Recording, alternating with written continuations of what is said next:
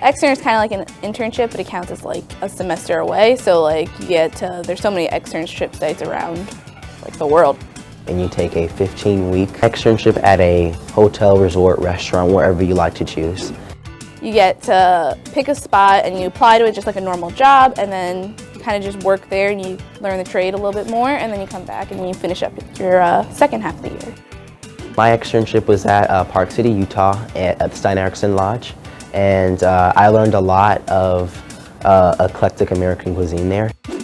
I like the fact that they were really surprised, and they liked that they seen like externs and interns there my age that were in school still doing this. When you get back from extern, you're more prepared for a kitchen vibe beer at the CIA.